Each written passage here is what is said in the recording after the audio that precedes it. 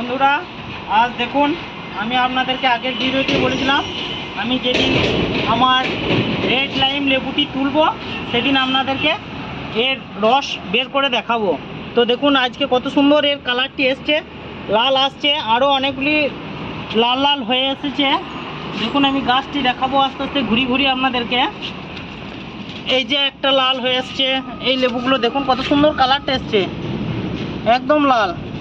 তো আমি এখান থেকে একটা লেবু আজকে তুলে নিয়ে আপনাদেরকে দেখাবো কত সুন্দর এর রসটা। তো এটি আমি তুলে নিচ্ছি, তুলে নিয়েছি দেখুন।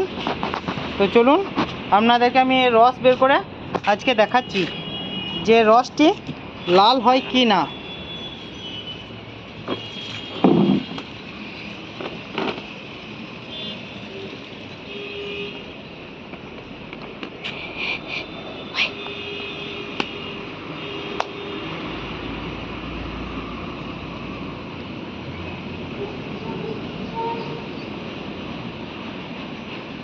প্রচুর রস বেরোচ্ছে, প্রচুর রস।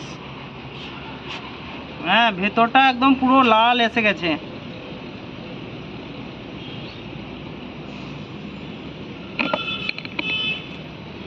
দেখুন ভেতরে কালারটি কত সুন্দর লাল এসেছে, অপূর্ব কালার এসেছে। তো দেখুন আমি এর রস আপনাদেরকে বের করে দেখাচ্ছি কত রস বেরোচ্ছে। দেখুন একবার রস একবারে ছিটকে যাচ্ছে।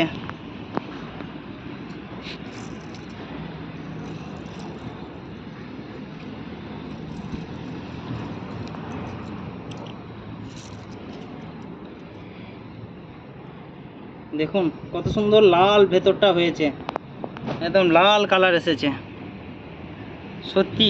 আর রসও যথেষ্ট পরিমাণে রস আছে, মনে হচ্ছে 1 কাপ রস হয়ে যাবে। এই যে একটা চা খাওয়ার কাপে কত পরিমাণ রস আসছে দেখুন।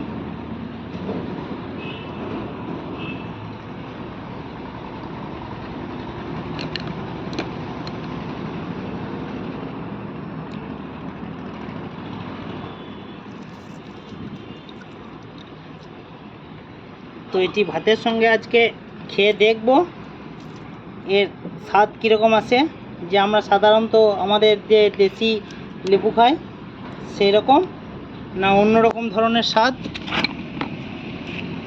আমি আপনাদেরকে জানাবো।